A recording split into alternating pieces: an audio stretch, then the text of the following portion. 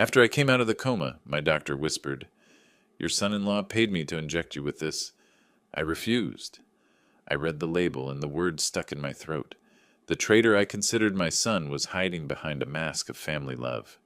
I didn't let it go. You won't believe what I did. Before we continue, please subscribe to the channel and write in the comments what time it is where you are now. The light hurt first. Then came the beeping, steady, mechanical, somewhere to my left. I tried to move my hand and felt resistance. Something tugging at my arm. Plastic. A tube. Hospital. My mouth tasted like rust and chemicals. I blinked against the fluorescent glare, trying to focus on the white ceiling tiles above me. One had a water stain shaped like Ohio. I stared at it, using it as an anchor while my brain struggled to catch up with my body. What happened? The door opened.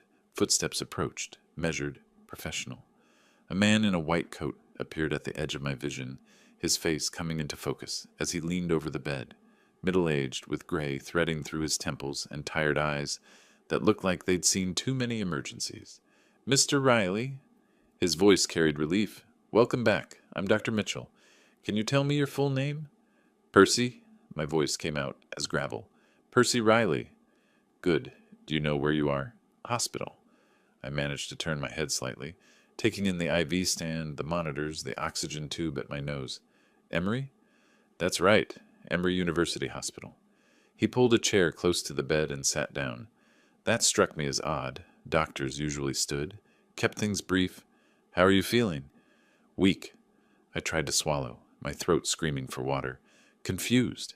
How long have I been here?" "3 days. You were brought in by ambulance. Unresponsive." 3 days. The words hung in the sterile air between us, not making sense. I closed my eyes, reaching for memory. Fragments came back in pieces, like a puzzle dumped from its box. I remember dinner. The images surfaced slowly. My dining room. The table I'd refinished myself last spring. My daughter and her husband. Then nothing. Edith. I could see her clearly now, setting down a casserole dish, steam rising from the chicken she'd made. Her husband Craig beside her, pouring wine into my glass, that easy smile on his face. We'd talked about their vacation plans, something about the coast. I'd taken a bite of chicken, sipped the wine, and then darkness. "Mr. Riley." Dr. Mitchell's tone shifted, became more careful. "Your toxicology report came back yesterday. We found traces of aconitine in your system. It's a rare plant-based poison." The word hit me like a physical blow. My fingers found the bed rail, gripped it. "Poison?" I forced myself to look at him directly. "Someone poisoned me?" "Based on the concentration levels and symptom timeline, yes. Most likely ingested at home, during a meal." The dinner. The last normal moment of my life. I saw it again. The casserole dish, the wine glass, Craig's smile. Had it been in the food? The drink? My stomach turned. "We had to pump your system," Dr. Mitchell continued. "You were in critical condition when you arrived. Your heart rate was dangerously low, pupils dilated. If the paramedics had arrived 10 minutes later—" He didn't finish. He didn't need to. Someone wanted me dead. The thought settled over me like ice water. Not an accident. Not food poisoning or some freak medical event. Intentional. Calculated. Someone had put poison in my food or drink and watched me consume it. I looked at the monitor beside the bed. My heart rate spiked on the screen, numbers climbing as the reality sank in. 63 years old. Retired from running my restaurant for 5 years now. Living quietly in the house I'd bought 30 years ago in Grant Park. No enemies I could think of. No disputes, no debts, no drama. Just dinner with my daughter and son-in-law. My hand moved automatically toward the bedside table, reaching for my phone. Edith needed to know. She'd be worried sick. 3 days without hearing from me, she would have called, probably come by the house. I need to call Edith. My fingers stretched toward the table. She needs to know. "Mr. Riley, wait." Dr. Mitchell's hand came up, stopping me mid-reach. His face tightened, jaw muscles working. "Before you make any calls, there's something else you need to hear. Something about your son-in-law." My hand froze, suspended above the table. "Craig?" A cold sensation spread through my chest, different from the weakness. "What about Craig?" Dr. Mitchell studied my face for a long moment, and I saw something in his expression that made my pulse jump again. hesitation, burden, the look of a man carrying information he wished he didn't have. "He was here," the doctor said finally, each word deliberate. "Yesterday evening, while you were still unconscious." The hospital room seemed to shrink. The beeping machines faded to background noise. I stared at Dr. Mitchell, my hands still frozen in midair, waiting. "What did Craig do?" The doctor leaned back in his chair, fingers laced together. He looked uncomfortable, more than uncomfortable, burdened. "He came to my station around 9 p.m. Night shift, fewer people around." Mitchell paused, choosing his words with the precision of a man who'd already given this statement to police. "He had an envelope." I lowered my hand slowly to the bed rail, gripping it, waiting. "He said you were suffering, that you'd want peace." Mitchell's jaw tightened. "Then he showed me a vial and offered $15,000 cash if I'd inject it while you slept." The words didn't register at first. They were too absurd, too disconnected from reality.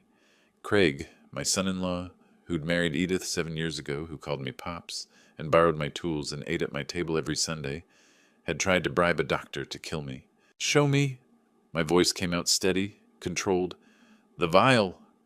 Dr. Mitchell reached into his white coat pocket, pulled out his phone. His fingers moved across the screen, then he handed it to me. "It's with police now, but I photographed it. Here." My hand shook as I took the phone.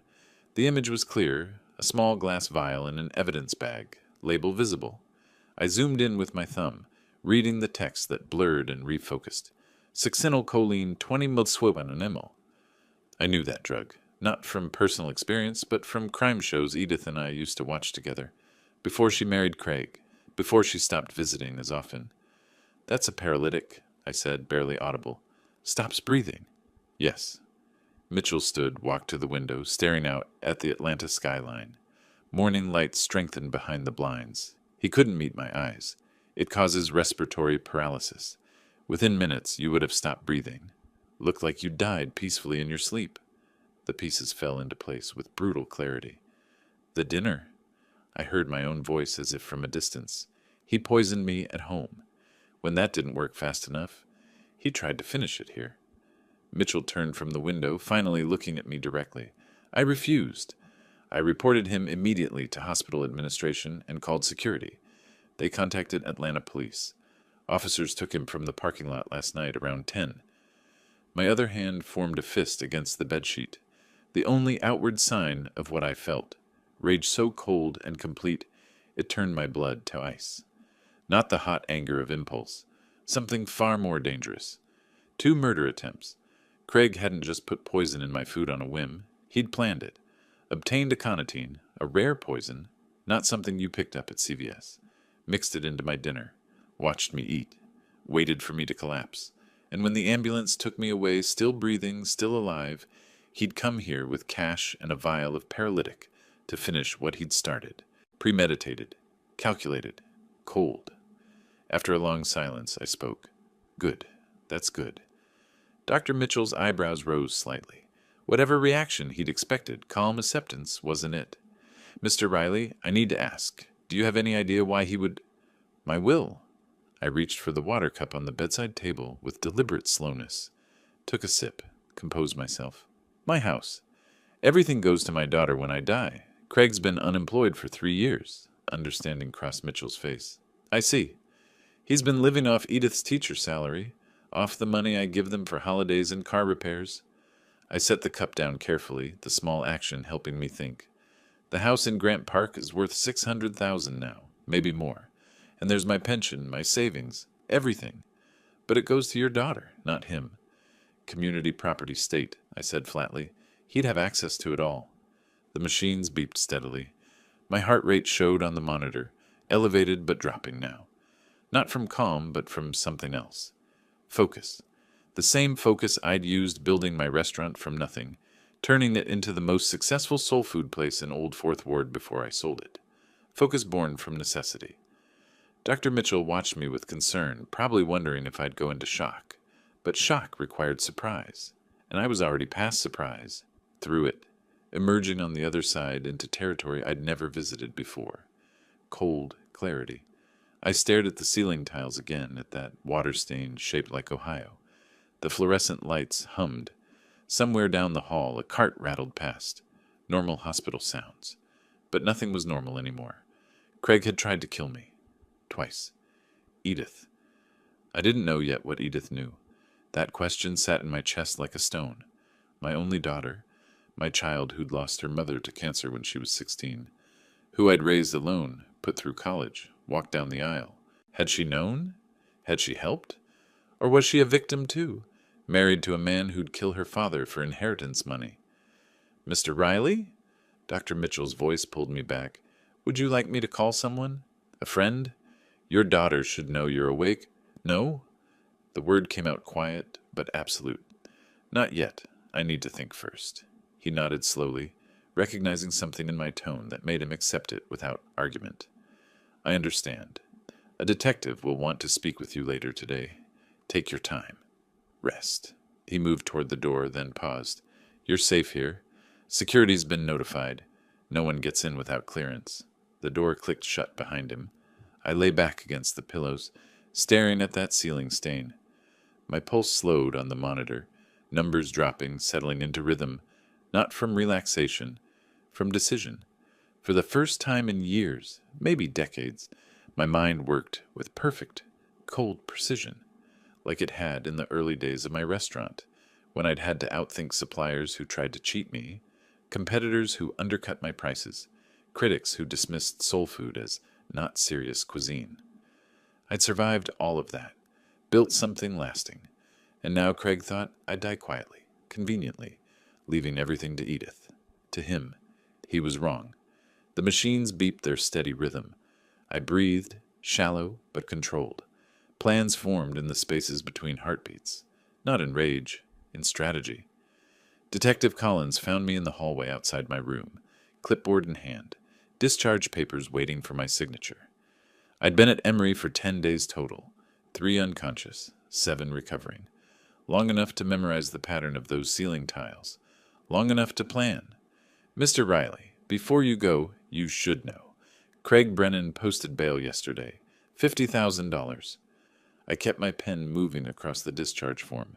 Steady loops, no tremor. Who paid it? Your daughter. From a joint account in both your names. The pen continued its path. Signature complete. I looked up at her. Mid-40s, sharp eyes, gray blazer with a coffee stain near the pocket. Detective Sarah Collins, according to her card. My money paid for his freedom. I handed her the clipboard. Noted. What happens next with the case? Preliminary hearing in 3 weeks. DA is building attempted murder charges. We have the doctor's testimony, the vial, the cash he tried to pay with. Good. She studied my face, probably expecting more reaction. Anger, maybe. Fear. I gave her neither. You'll need to testify eventually, she continued. Are you comfortable with that? Absolutely. The taxi ride from Emory to Buckhead took 20 minutes through midday traffic. I watched Atlanta slide past the window, familiar streets suddenly foreign, like returning from a long voyage to find your hometown rearranged. The driver tried small talk. I didn't respond. He gave up after 2 blocks. We pulled onto Habersham Road. Number 2847 stood exactly as I'd left it. Brick colonial, white shutters, azaleas I'd planted 15 years ago now blooming along the walkway. I paid the driver, climbed out, and stood on the sidewalk, staring at my own house. Crime scene. That's what it was. The place where someone fed me poison and watched me eat it. A neighbor, Mrs. Patterson from 2 doors down, waved from her garden. I didn't wave back. The front door opened before I reached it. Edith stood in the entrance, face pale, eyes red from crying or lack of sleep, or both. Behind her, Craig hovered in the shadows of the foyer. Dad! Her voice broke on the word. Thank goodness you're home. We were so worried. Stop. She froze mid-step, hand extended toward me. Dad, please, let me explain. I said stop. Craig moved forward, hands raised in that universal gesture of harmlessness, like a man approaching a spooked horse. Mr. Riley, sir, there's been a terrible misunderstanding. That doctor misinterpreted what I looked at him, really looked at him. 37 years old, my height, soft around the middle from 3 years without steady employment. The man who'd tried to kill me. Twice. Do not speak to me. My voice came out flat, emotionless. Do not come near me. Stay out of my way. I walked past them both, through the foyer I'd renovated 12 years ago, past the living room furniture I'd helped Edith pick out after her mother died. Everything familiar, everything poisoned now. The study door was closed. I pulled the key from my pocket, the only room in the house they couldn't enter, my sanctuary during the years I'd run the restaurant, where I'd done the books and planned menus, and made the hard decisions that kept us afloat. I unlocked it, stepped inside, closed the door behind me and turned the deadbolt. The click echoed through the hallway. Let them hear it. "Dad!" Edith's voice came through the wood, muffled but desperate. "Please, can we talk? I know you're upset, but—" "Go away, Edith. I love you. Please believe that." I didn't answer. Silence, I'd learned decades ago, could be more devastating than any words. Her footsteps retreated. Whispers in the hallway, hers and Craig's, urgent and low. Then quiet. I stood at my mahogany desk, the one solid piece of furniture I'd brought from the restaurant when I sold it, pulled open drawers, retrieved files I hadn't looked at in months. Years, some of them. The will came first. 3 pages, professionally drafted by some attorney whose name I barely remembered. Dated 3 years ago, 6 months after my wife, Sarah, passed from the cancer that ate through her pancreas in 4 months. I, Percy James Riley, being of sound mind and body, do hereby bequeath all my worldly possessions to my daughter, Edith Marie Riley. Everything, house, savings, investments, the Lexus in the garage. $2 million and change, total. All to Edith. All to Craig, really, through community property law. Bank statements next. Regions Bank, accounts I'd held for 30 years. Checking, $87,000. Savings, $340,000. Joint account with Edith that I'd opened when she turned 30, in case of emergencies, now showing $75,000. It had been $125,000 last time I checked. $50,000 gone. Craig's bail money, investment portfolios from Fidelity, retirement accounts I'd been building since I was 25. $680,000. Stock portfolio, $260,000. Bonds, $200,000. I spread them across the desk in organized rows. Numbers on paper. Assets, net worth. The reason someone wanted me dead. House deed last. 2847 Habersham Road. Purchased 1998 for $320,000. Stretching every dollar I had back then. Believing in the neighborhood when others didn't. Now worth $850,000, maybe more. Buckhead had grown up around me. The math was simple. Craig needed money. I had it. Edith would inherit it. Craig had access through Edith. All he needed was for me to die. I sat in my leather chair, the one that molded to my back perfectly after 15 years of use, and stared at the documents. Evidence of vulnerability. Everything I'd built, everything Sarah and I had worked for, had become target coordinates on a map. The house settled around me. Footsteps overhead. Edith and Craig in the master bedroom. They'd taken it over while I was hospitalized.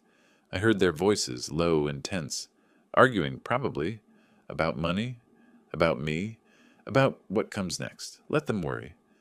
I pulled out my phone, searched for estate attorneys in Atlanta, scrolled through websites, credentials, client reviews. Margaret Huang's profile caught my attention. 22 years experience in estate planning and asset protection, 5 stars across all platforms, offices in Midtown, 10 minutes from here. I didn't wait for morning. Opened my laptop, navigated to her contact form. The clock on the wall read 1:47 a.m. My fingers moved across the keyboard. "Ms. Huang, I need to restructure my estate immediately. Someone tried to kill me for my inheritance. I'm willing to pay premium rates for urgent consultation. Percy Riley." I hit send, closed the laptop, looked again at my will, the document that almost got me killed. Tomorrow, this changes. Everything changes. I stood, walked to the study window overlooking the back garden. Outside, Buckhead lay dark and quiet under a quarter moon. My reflection stared back from the glass. Thinner than before the poisoning, harder. Lines around my eyes I didn't remember. A man who survived, more than that. A man preparing to win. The response came faster than I expected. I opened my laptop at dawn, 6:47 a.m., to find Margaret Huang's reply, already waiting. "Mr. Riley, I've cleared my afternoon. Come at 2 p.m. Bring all estate documents. MH. Short. Direct. Exactly what I needed. I showered, dressed in clothes that hung looser than they should. 10 days in a hospital bed had stripped weight I couldn't afford to lose. The mirror showed a stranger. Gaunt cheeks, gray stubble I usually kept trimmed. I looked like what I was, someone recovering from attempted murder. Good. Let them see weakness. Let them think I was vulnerable. Downstairs, I found Edith in the kitchen making coffee. She turned when I entered, hope flashing across her face. "Dad, morning. I'm making breakfast. Just coffee." I poured my own cup, black. "I have errands." "Errands? Are you sure you're strong enough? I could drive you." "I'm fine." I walked out before she could press further, grabbed my keys from the hook by the door. The Lexus sat in the garage where I'd left it 11 days ago. I climbed in, adjusted the seat, gripped the steering wheel. My hands remembered the position even if they felt weaker than before. The engine started smooth. I backed out slowly, aware of Edith watching from the kitchen window. Let her wonder. Midtown Atlanta at 1:30 p.m. Traffic thick, but moving. I found parking in the garage beneath the promenade building, took the elevator to the 14th floor. Huang's office occupied the corner suite. Glass walls, modern furniture, impressive view of the skyline. The receptionist led me to a conference room. Margaret Huang appeared 2 minutes later, late 40s, Korean-American, tailored suit, efficient handshake. She carried a leather portfolio and iPad. "Mr. Riley, thank you for coming." She gestured to a chair. "Tell me everything." I did. The dinner with Craig and Edith, the aconitine poisoning, waking from the coma, Dr. Mitchell's revelation about the bribe attempt, Craig's arrest, the bail Edith paid with my money, the will that left everything to my daughter. Huang took notes on her iPad, asking sharp questions at intervals. How long had Craig been unemployed? When was the will drafted? Had I added Edith to any accounts recently? Did I have life insurance? "No life insurance," I answered. "Canceled it after my wife died. Didn't see the point." "That probably saved your life. No policy means less immediate motive." She set down the iPad. "Mr. Riley, I'll be direct. If you simply change your will now and then die, even from natural causes, your daughter will contest it. She'll claim undue influence, mental distress from the poisoning. It'll tie up your estate for years in court." "What's the alternative?" "Irrevocable living trust. You transfer all assets into it. During your life, you maintain complete control, can change anything, access everything, but you designate a different beneficiary for after death." I leaned forward. "How fast can this happen?" "If you're ready to proceed, 2 weeks for full asset transfer. The trust itself, I can establish today." "What's the cost?" "For a state this size, with urgency." She named the figure without hesitation. $8,500. That includes trust creation, all transfer paperwork, and filing fees. "When do we start?" She smiled. Small, professional, but genuine. "Now." The paperwork took 3 hours. Forms requiring signatures, notarizations, initial documentation, the trust name, the Percy J. Riley Revocable Living Trust. Grantor and trustee, me. Beneficiary during my life, me. Beneficiary after my death. "Who did you want to designate?" Huang asked, pen poised. "American Cancer Society, Georgia chapter." She didn't ask why, just wrote it down. But I thought of Sarah, of those final 4 months watching cancer destroy her body. If my money was going somewhere, it would go toward fighting that disease. Not to Craig. Never to Craig. I wrote the check for $8,500 without hesitation. First move in a game that would end with Craig having nothing. The drive home took 20 minutes. I parked in the garage, sat in the car for a moment, gathering myself. Time to perform. Inside, Edith was cooking dinner, chicken soup, the smell filling the house. She brought me a bowl in the study, face anxious but hopeful. "Dad, I made your favorite. Like Mom used to make." I took the bowl, studying her face, searching for guilt, for knowledge, for any sign she'd known what Craig planned. Found only worry and desperation. "Thank you." Her shoulders dropped slightly. Relief. "Are you feeling better? You seem calmer today." "I'm tired, Edith. Just tired." She nodded, retreated. Left me alone with soup I didn't eat. Over the next 2 weeks, I moved carefully through the world. Slow steps. Accepting help. Playing the role of recovering invalid, while systematically dismantling everything Craig thought he'd inherit. Bank meetings explained as routine financial maintenance. The region's branch manager helped transfer accounts into the trust's name. Friendly, efficient, asked no questions about family drama. Fidelity required more paperwork, phone calls, verification. I handled it all from my study, door locked, speaking in low tones so Edith and Craig wouldn't overhear. The house deed required a trip to the Fulton County Recorder's office. Craig offered to drive me. I accepted. I know things have been tense, Mr. Riley. He kept his eyes on the road, voice carefully casual. I just want you to know, I'm here to help, whatever you need. That's kind of you, Craig. I appreciate it. Family takes care of family, right? I offered a thin smile. Right. At the recorder's office, I went in alone, filed the deed transfer. The clerk stamped it official. Property of the Percy J. Riley Revocable Living Trust. Effective immediately. Public record. Anyone could look it up. But Craig didn't look. I watched them both during those 2 weeks. Observed the way they argued in whispers that stopped when I approached. How Craig's eyes tracked me when he thought I wasn't looking. How Edith brought me meals like offerings, desperate for forgiveness I didn't give. They thought I was weak, recovering, defeated. Let them think it. 2 weeks after meeting Margaret Huang, I sat in my study reviewing the final transfer confirmations. Every asset, every dollar, every piece of property protected. If I died tomorrow, Craig and Edith would get nothing. The Cancer Research Organization would receive everything. I filed the documents in my safe, locked it, allowed myself a small smile. From upstairs, I heard Edith's voice rise, arguing with Craig. The words weren't clear, but the tone was. Stress, fear, money problems. My desk phone rang. I answered. Mr. Riley, it's Margaret Huang.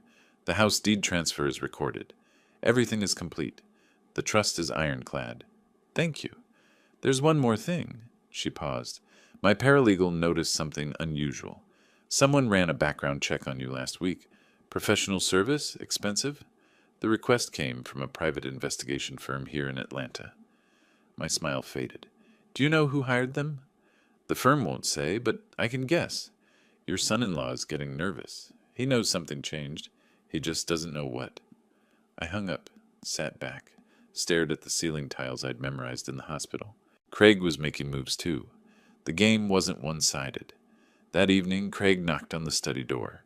I didn't answer the knock immediately. Let Craig wait. Let him knock again, harder this time. Knuckles against wood, creating an urgent rhythm.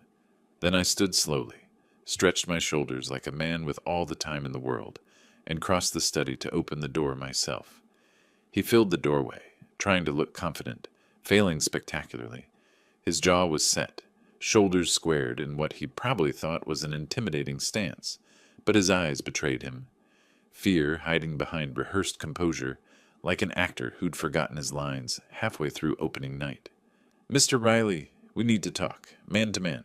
Clear the air. I stepped aside without a word. Close the door. He entered, walked to the center of my study like he owned it. Stood there while I returned to my desk chair, leather creaking as I settled in. If he thought standing over me would create some psychological advantage, he was badly mistaken. This was my space, my territory. I know you're angry, I understand, but there's been a serious misunderstanding about what happened at the hospital. I said nothing, just watched him. Let the silence build until it became uncomfortable. He shifted his weight from one foot to the other. That vial the doctor mentioned? Craig's voice gained false momentum, like he'd practiced this speech in front of a mirror. I found it in your medicine cabinet when I was looking for aspirin. I was concerned, genuinely concerned, about you having something so dangerous just sitting there. I only wanted the doctor to check if you were taking medications that could interact badly with your prescriptions. You're lying, he blinked. I'm not. I swear. The police have it completely wrong. The doctor misunderstood my intentions. I pulled out a small notebook from my desk drawer, the leather one I'd used for years tracking restaurant inventory, supplier payments, employee hours, flipped to a specific page. Craig's eyes tracked the movement, and I saw him register that I'd been documenting things, planning. Look, he continued, voice hardening when I didn't respond to his fiction. I know you visited an estate attorney. I know you're planning to change your will. That's your right, obviously. But if you cut Edith out because of me, I'll fight it.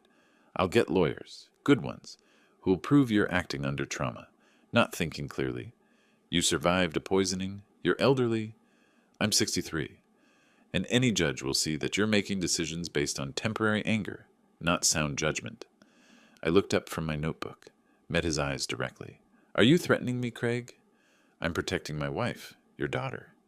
The silence stretched between us like a wire pulled taut. I let it build, picked up my pen the Mont Blanc Sarah had given me for our 20th anniversary, and wrote a number on the notepad with slow, deliberate strokes. Large, clear digits. Then I turned the pad around and slid it across the polished mahogany toward him. Craig's hand trembled as he picked it up, read the number, set it down fast like it had burned his fingers. $252,000. How much do you owe me, Craig? What? What are you talking about? You've lived in my house for 5 years, completely rent-free. This house, in this neighborhood, rents for $4,200 a month on the current market. I checked. 5 years equals 60 months. Do the math. His face went from flush to pale in seconds. We're family. You never asked for rent. Edith is your daughter, for crying out loud. $252,000. That's what you owe me. I want it back. You have 60 days, or you and Edith move out. I don't have that kind of money. You know I don't. Nobody has that kind of cash just sitting around. Then I suggest you start packing. Craig's mouth opened, closed, opened again. No words came out. His face cycled through expressions, disbelief, anger, panic, faster than I could track them all. Behind him, footsteps pounded on the stairs, fast, urgent. Edith appeared in the doorway, face flushed, breathing hard like she'd run up from the first floor. Dad, what's happening? Craig, what did you do? Craig turned to her, and I saw the exact moment he made the calculation, the decision to shift blame, to reframe himself as the victim, to drive the wedge deeper between father and daughter. Your father wants $250,000, he said, voice rising toward hysteria. Or he's throwing us out, his own daughter, out on the street, homeless. Edith's eyes went wide. She looked at me and tears began forming before she even spoke. Dad, please. We don't have that kind of money. You know we don't. This is cruel. After everything we've been through, after you were in the hospital, this is how you treat us. I stood, walked around the desk with measured steps, stopped 3 feet from my daughter, close enough to see the mascara starting to run down her cheeks, the way her hands twisted together, fingers lacing and unlacing. Your husband tried to murder me, Edith, twice. First with poison in my own dining room, then with a vial of paralytic at the hospital. And you paid his bail without asking me, without even calling to see if I was okay with using my money, $50,000 of my money, to free the man who tried to kill me. She flinched like I'd slapped her, looked away down at the floor. So yes, I continued, voice quiet but absolutely final. You have 60 days. Find the money, or find somewhere else to live. That's more time than Craig gave me when he put poison in my food. I walked past them both, left them standing in my study among my books, my awards from the restaurant, my photographs of Sarah, climbed the stairs to the guest bedroom, the small room at the end of the hall with the single bed and cheap furniture, because they'd taken over my master suite during my hospital stay. Behind me, I heard Edith start to cry, heard Craig start making excuses, his voice a low rumble of justification and blame, and let me explain. I closed the door, turned the lock, and for the first time since waking up in that hospital bed 3 weeks ago, I slept soundly. Morning light woke me, bright Georgia sun streaming through the guest room window, 7 a.m. according to my phone. I'd slept 9 hours without interruption. No nightmares about poison or hospital machines or the feeling of dying. Just dark, restful nothing. I showered, dressed, and descended the stairs to find Edith waiting in the kitchen like a ghost haunting her own life. She looked like she hadn't slept at all, eyes red and swollen, hair uncombed, still wearing yesterday's clothes. The coffee maker was already running, filling the room with its bitter aroma. I poured myself a cup. Black. Didn't speak first. Dad, please. Her voice was hoarse. Can we talk reasonably? 60 days isn't enough time to find $250,000? I took a sip. Let the coffee burn my tongue. No, it isn't. Because you don't have it, and never will. Then why demand it? Why not just let us stay? We can work something out. A payment plan. Something. I set down my cup. Because your husband tried to kill me, and you helped him walk free. She opened her mouth, closed it, had no response to that truth. I called Margaret Huang that afternoon from my study, explained what I needed. By evening, she'd drafted the document, formal, legal, ironclad. I read it twice, checking every clause, then signed it. I presented it to Craig and Edith at the kitchen table at 7 p.m. A notary sat with us, Margaret's paralegal, a young woman with efficient hands and a neutral expression, witness to what came next. This is a promissory note, I explained, sliding the document across the table. It formalizes the debt. Sign it, and you have 60 days to pay in full or vacate the premises. Don't sign it, and I file eviction papers with the county tomorrow morning. Craig's voice came out bitter, sharp-edged. Some choice. It's more choice than you gave me when you poisoned my dinner. Edith pushed the document back across the table without looking at it, tears streaming down her face. How can you do this? I'm your daughter, your only child. Mom would be ashamed of you right now. She'd be disgusted. The mention of Sarah, my wife, dead 3 years from pancreatic cancer, hit harder than I expected. A blow under the ribs. But I kept my voice level, hard as stone. Your husband tried to kill me twice. What's cruel, Edith? Giving you a roof over your head for 5 years, rent-free, asking for nothing? Or slipping aconitine into my food and watching me eat it? You tell me which one is shameful, she whispered, barely audible over the kitchen clock's ticking. I didn't know he would actually. I never thought. But you knew something, and you said nothing. You chose him over me? I stood, walked away from the table, from my daughter's tears, from Craig's impotent anger, left the document sitting there, returned an hour later to find it signed. Both their signatures, shaky but legal. The notary had witnessed it, stamped it, left her card. They'd had no choice. The following weeks became a Cold War. 3 people living in the same house, avoiding each other like opposing armies, occupying shared territory. The house felt bigger and smaller simultaneously, vast stretches of silence punctuated by the sounds of other lives happening behind closed doors. I scheduled my existence around their absence, used the kitchen at 6 a.m. before they woke, making coffee in the dark quiet, ate meals in my study or guest room, left notes instead of speaking, plumber coming Tuesday 10 a.m., taped to the bathroom mirror, locked my door always. Moving boxes appeared gradually, first in the foyer, then the living room, then the hallway, stacked like a barricade. I watched from my study window as Craig loaded furniture into his car, the TV, his gaming console, other electronics, items to sell at pawn shops, probably. Watched Edith on the phone with apartment managers, her voice getting more desperate with each call, explaining their situation in increasingly creative ways. 3 weeks in, Craig tried one last angle, found me in the study late afternoon, knocked quietly, waited for permission before entering, almost polite. Mr. Riley, what if we paid you in installments? $500 a month for, however long it takes. I didn't look up from my papers. Calculated quickly in my head. At $500 monthly, that's 420 months. 35 years. You'd be 72, and I'd likely be deceased. Silence. Then, so is that a no? What do you think? He left without answering. I heard his footsteps retreat down the hall, heavier than when he'd entered. Week 5 brought a phone call. Detective Collins, her voice crisp and professional. Mr. Riley wanted to update you on the case. DA's office found the seller. Individual goes by dark merchant on a restricted marketplace. Sold your son-in-law a aconitine extract in late February. We have the complete message history. Cryptocurrency transaction records. Shipping confirmation. It's airtight. I set down my pen. When's the trial? May 14th. Preliminary hearing next month, April 3rd. He's looking at 15 to 25 years if convicted on attempted murder charges. Satisfaction settled in my chest like warm liquor. Good. The 60th day arrived on a Tuesday in late May. Morning light filtered through the study windows, illuminating dust motes in the air. I drank coffee slowly, waiting. At 9 a.m. sharp, a moving truck pulled up outside. Not a professional operation. Budget movers from Craigslist. Two college-age kids in worn jeans. I watched from my leather chair as Craig and Edith loaded boxes, furniture, the brass lamps Sarah had picked out at an estate sale 20 years ago.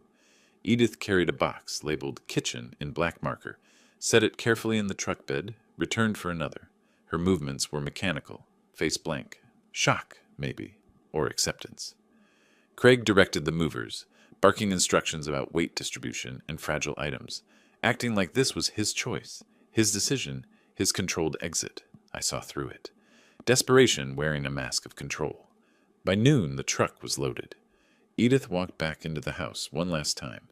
I heard her footsteps in the foyer, hesitating, starting toward the stairs, then stopping, then approaching my study. She appeared in the doorway, didn't enter, didn't ask permission. We're leaving now. Voice completely empty, hollowed out. I looked up from my papers, documents I wasn't actually reading, just props for this moment. Met her eyes, said nothing. I hope you're happy. You won. You got exactly what you wanted. Still I didn't speak. Do you even love me anymore? Her voice cracked on the question. Am I still your daughter? The question hung in the air between us like smoke. I could answer it, could say something that might bridge this chasm, offer some small mercy, leave a door open for future reconciliation. Instead, I returned my gaze to my papers. Goodbye, Edith. She stood there 3 seconds more.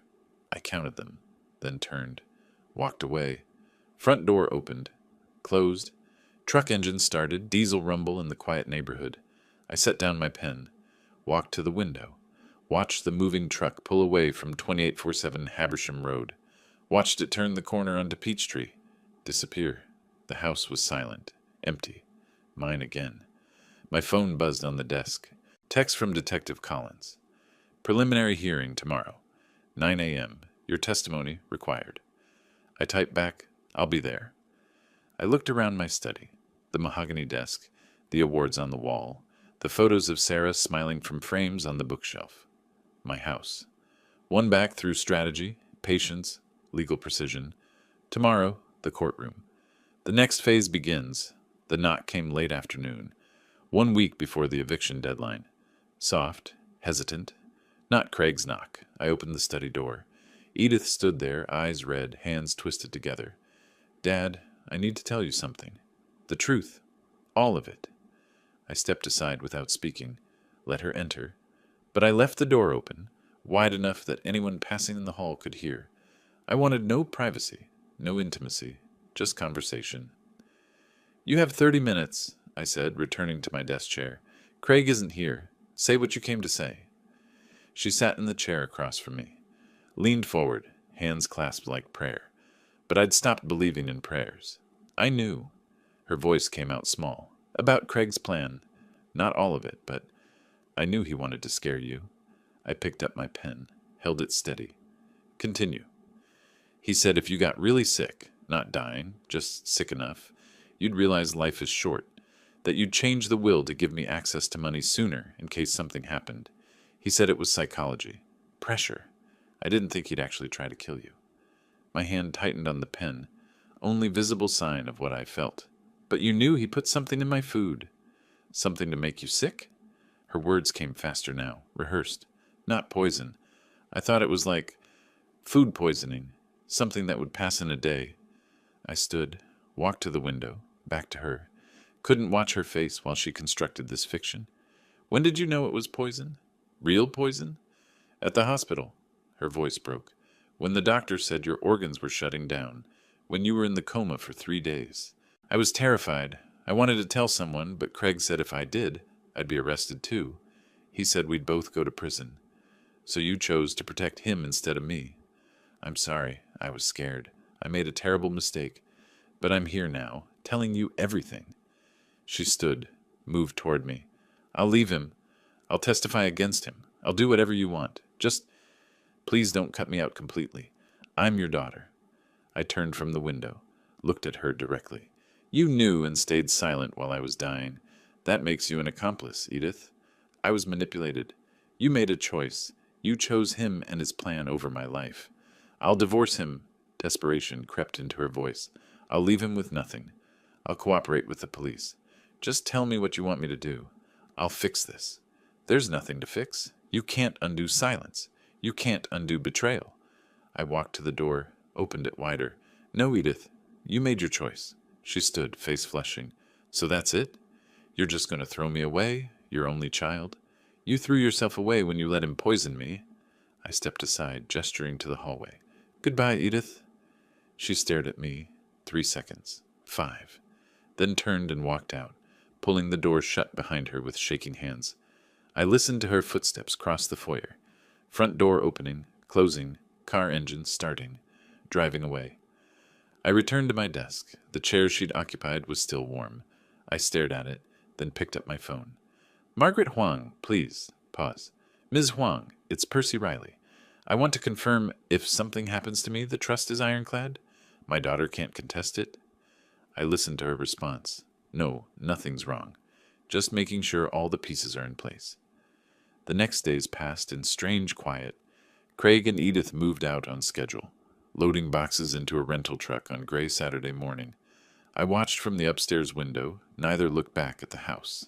When they were gone, I walked through empty rooms, master bedroom echoing, kitchen spotless. They'd erased their presence. They couldn't erase their betrayal. I spent the following weeks preparing. Detective Collins briefed me on trial procedures. The DA walked me through testimony. Facts only, no emotion. The jury needs to see you're credible, the prosecutor said. Calm, clear, dignified. Can you do that? I could. The night before trial, I pressed my suit, selected a navy tie, laid out medical records, timeline documentation, hospital photographs, everything organized. Morning arrived cold and clear. May in Atlanta, spring turning to summer. I dressed carefully, checked my reflection. The man looking back wasn't the one who'd eaten dinner with Craig 4 months ago. Harder, leaner, eyes like steel.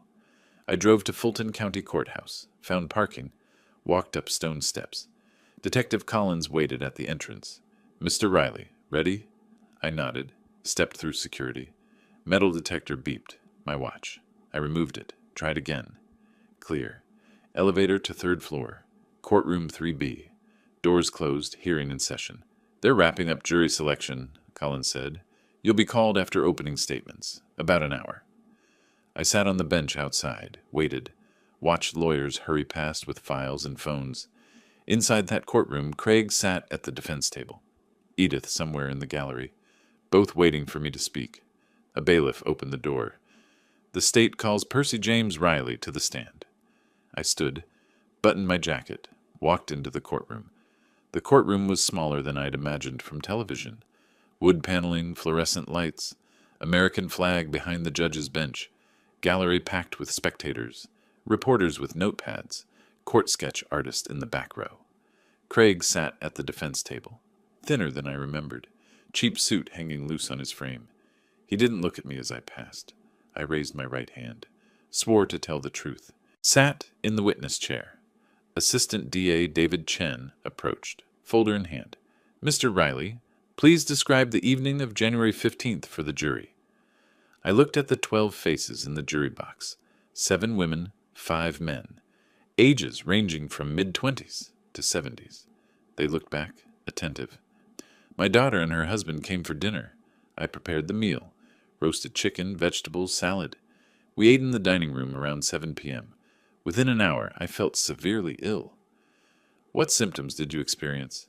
Nausea, difficulty breathing, rapid heartbeat. I called emergency services. I remember the ambulance arriving, then nothing until I woke 3 days later in the ICU. Chen nodded. What did Dr. Mitchell tell you about your son-in-law's actions at the hospital? He said Craig approached him with $15,000 cash and a vial of liquid. Craig asked the doctor to inject it into my IV while I was unconscious. Dr. Mitchell refused and reported it immediately. How did that make you feel? I paused, chose words carefully. I realized my son-in-law had tried to kill me twice, once with poison at dinner and again at the hospital, when the first attempt failed. Chen asked more questions. I answered each one precisely, without embellishment, pulled reading glasses from my pocket to review a medical document, maintained eye contact with the jury. When Chen finished, Craig's attorney stood, Marcus Webb, Public defender with tired eyes and a stained briefcase. Mr. Riley, isn't it true you changed your will shortly after waking from the coma? Cut your daughter out entirely. I restructured my estate, yes. Out of revenge? Anger? Out of self-preservation. Someone tried to murder me for my money. I removed the motive. You evicted your own daughter, demanded $250,000 you knew she couldn't pay. That seems vindictive, doesn't it? I charged fair market rent for 5 years of housing. That's business, not vindictiveness. Business? Or punishment because you suspected she knew about? Chen stood. Objection, speculation. Edith Riley isn't on trial here. Judge Thompson, a black woman in her late 50s with steel-gray hair, spoke from the bench. Sustained. Move on, Mr. Webb. Webb tried 3 more angles. I didn't take the bait on any of them. Eventually, he dismissed me. I returned to the gallery, sat in the back row, watched the rest unfold. Dr. Mitchell testified next, described the bribe attempt, the vial, his report to security. His voice was steady, professional, credible. A toxicology expert explained aconitine, plant-based poison, highly lethal, no legitimate medical use. Showed the jury photographs of the monk's hood plant it came from. Described how it stops the heart. Finally, video testimony from the darknet seller, face obscured, voice distorted, testifying under plea agreement. He confirmed selling aconitine extract to a buyer, matching Craig's cryptocurrency wallet address. Showed message records, transaction history. Craig's defense was simple because it had to be. Webb put Craig on the stand. I made terrible mistakes, Craig said, voice shaking, but I never meant to actually hurt anyone.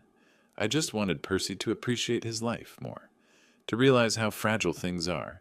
I thought if he got sick, just sick, not dying, he'd be motivated to change his lifestyle, maybe share resources sooner with Edith, in case something happened. It was absurd, transparent. The jury's faces showed they weren't buying it. Closing arguments took an hour. Chen methodical, cataloging evidence. Webb desperate, grasping at reasonable doubt that didn't exist. The jury deliberated for 2 hours. I sat in the hallway, drinking bad coffee from a vending machine. Detective Collins sat beside me, scrolling through her phone. When the bailiff called us back in, I knew from his face what the verdict would be. Has the jury reached a verdict? The forewoman stood, woman in her 60s, schoolteacher face. We have, Your Honor. We find the defendant Craig Brennan guilty of attempted murder with aggravating circumstances. In the gallery, Edith gasped, started crying. I didn't turn to look at her. Craig's shoulders slumped forward. His head dropped. Webb put a hand on his arm. Judge Thompson addressed Craig directly. Mr. Brennan, the jury has found you guilty of attempted murder with aggravating circumstances. Do you have anything to say before I impose sentence? Craig stood, legs shaking. Your Honor, I never meant to actually hurt anyone. I made terrible mistakes, but I'm not a murderer.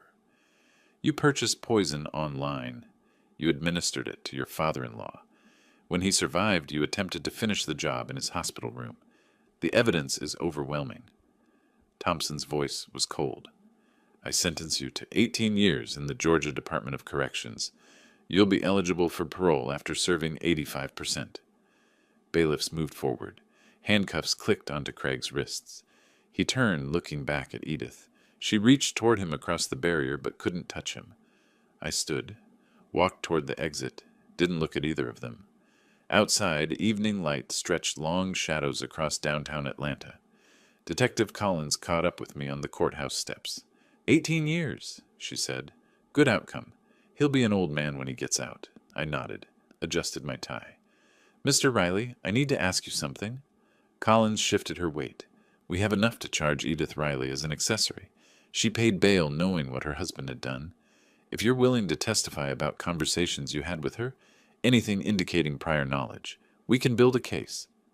I watched cars pass on the street below, normal lives continuing. No, I said finally. No? I won't testify against my daughter. What she did, or didn't do, she'll live with. But I won't put her in prison. Collins studied my face. That's generous? After everything? It's not generous. It's final. She's lost her home, her inheritance, her husband, and her father. That's enough. The detective nodded slowly. Understood. Case closed then? She extended her hand. I shook it. I walked to my car, unlocked it, sat in the driver's seat without starting the engine. Through courthouse windows above, I could see movement. Edith, probably. Waiting for Craig's transfer, hoping for final words through reinforced glass. I started the engine, drove toward Buckhead, toward my empty house. Tomorrow, I'd call Margaret Huang, confirm the trust paperwork one final time. For now, I drove. The city passed by my windows. Spring becoming summer. I'd survived. I'd won. What came next was mine to decide. The calls started 3 days after the trial. Edith's number appeared on my phone screen. I pressed delete without listening to the voicemail. The next day, another call. Delete. 2 more that week. Delete. Delete. Letters arrived by mail, her handwriting on the envelopes. I returned them unopened, marked, return to sender. Emails filtered to spam automatically. I'd set the rule the day Craig was sentenced. 6 weeks of this. Late May through June. Each attempt ignored with systematic efficiency. I'd built a restaurant from nothing by focusing on what mattered and eliminating distractions. Edith had become a distraction. Early July brought a knock on my front door. I looked through the peephole. Edith stood there with a man in a suit, holding a folder. I opened the door 6 inches, chain still engaged. Mr. Riley, I represent Edith Riley Brennan in a legal challenge to the trust established in your name. He extended papers through the gap. We believe. Give me the papers. Sir, if we could discuss. I took the documents. No, you'll hear from my attorney. I closed the door, heard them talking on the other side. Didn't care what they said. Margaret Huang called within an hour of receiving my forwarded documents.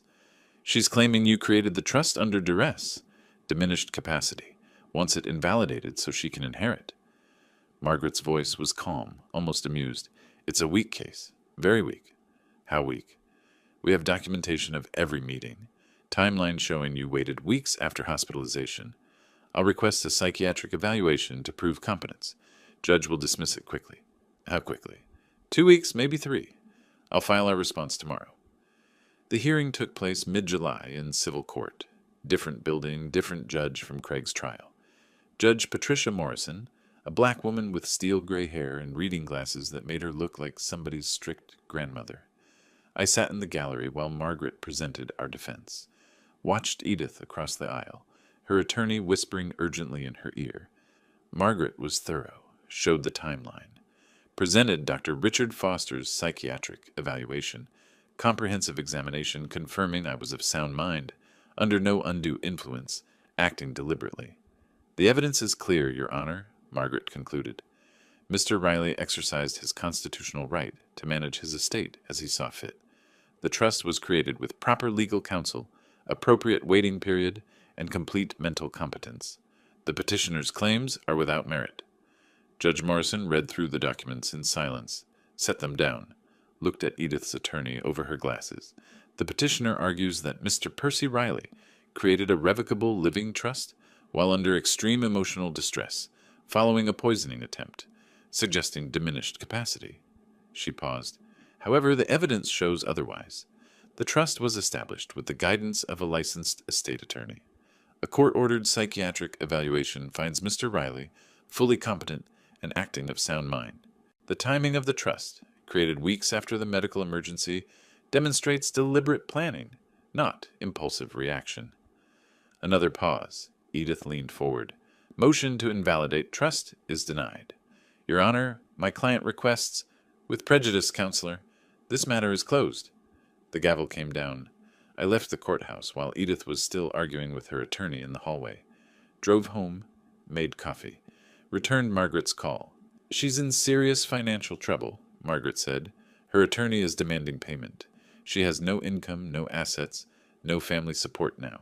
She'll likely file bankruptcy within 6 months. That's not my concern. As your attorney, I have to ask, do you want to offer any settlement? Sometimes a small payment can prevent future harassment. I considered it, calculated quickly. $25,000, one time. She signs a binding no-contact agreement. If she violates it, she repays the full amount plus legal fees. I'll draft it today. 3 days later, Margaret called again. She signed. Barely read it, just signed. The money transferred to her account an hour ago. Did she say anything? She asked if you were in the building. I said no. She asked if you'd ever forgive her. I said that wasn't part of our discussion. I stood at my study window, looking out at Buckhead. Good. That's done then. Yes, you're legally protected. She cannot contact you again without significant financial penalty. Thank you, Margaret. Send me your final invoice. The notification came via text later that evening. Agreement signed. Payment cleared. File closed. I read it twice, set my phone down, picked up my coffee mug, found it empty. Done. Legally, financially, emotionally, done. I walked through my house, room by room. Master bedroom, mine again. Guest rooms empty. Kitchen spotless. Living room arranged how I preferred. No moving boxes, no tension, no voices arguing behind closed doors. My house, my life, my terms. Outside, afternoon sun slanted through the trees. Summer in Atlanta, thick and green.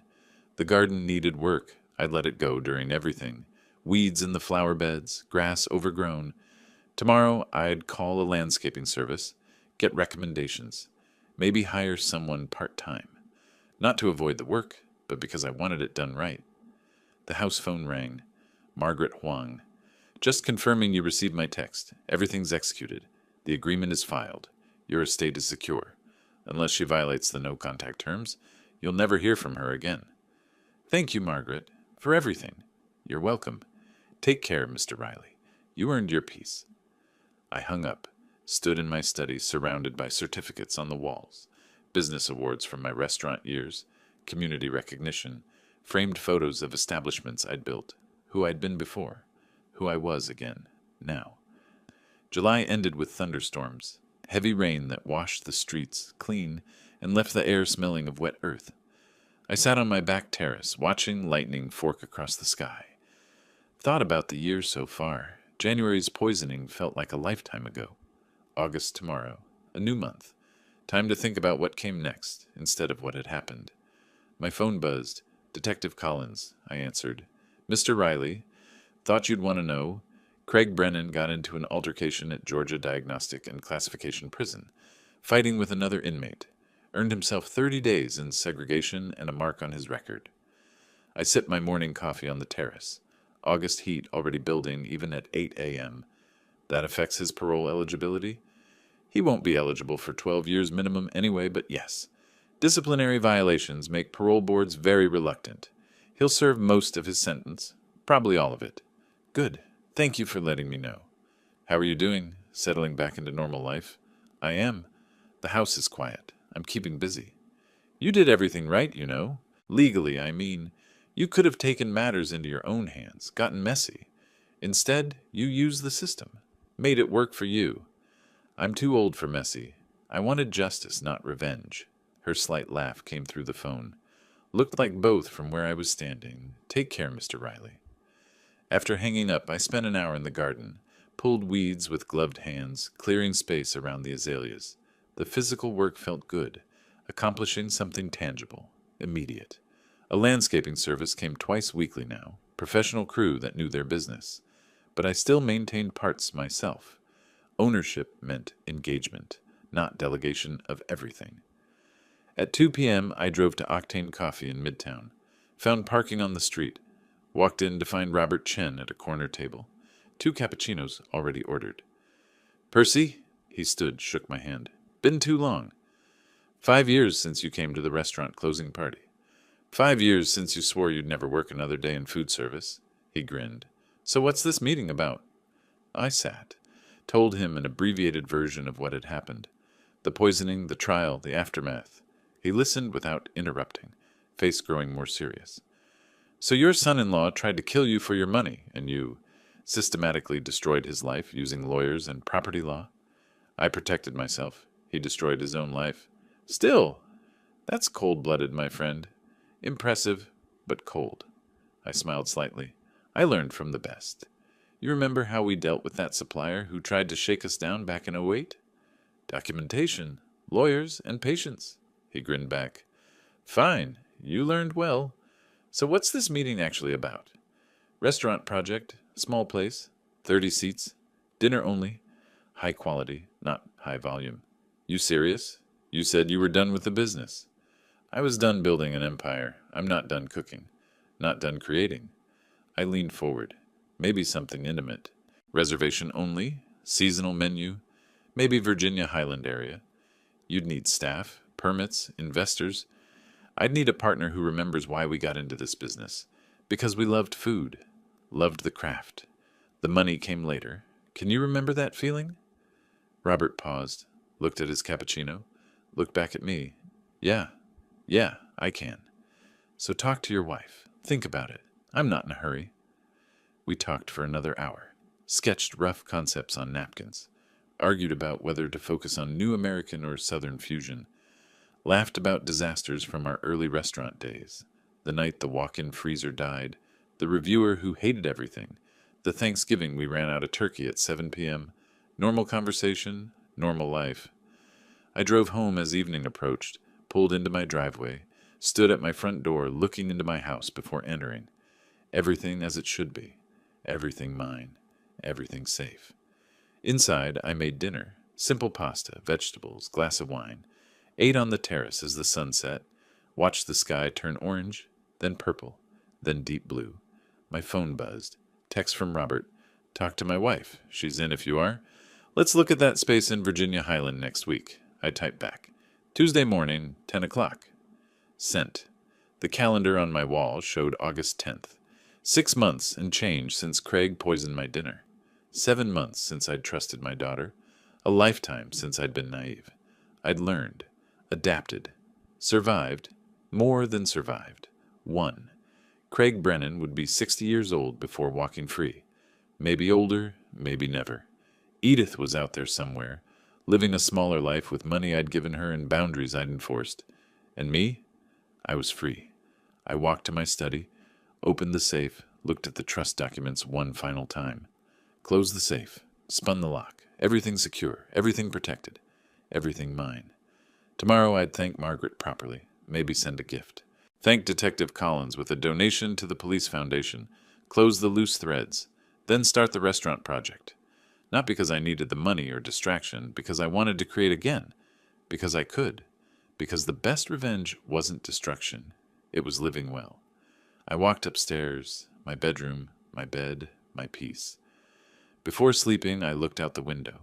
Buckhead spread before me, lights twinkling in summer darkness. Somewhere out there, people were being betrayed, poisoned, lied to, stolen from.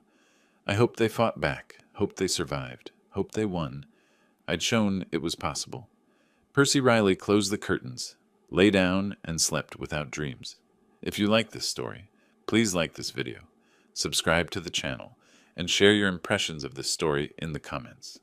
To listen to the next story, click on the box on the left. Thank you for watching.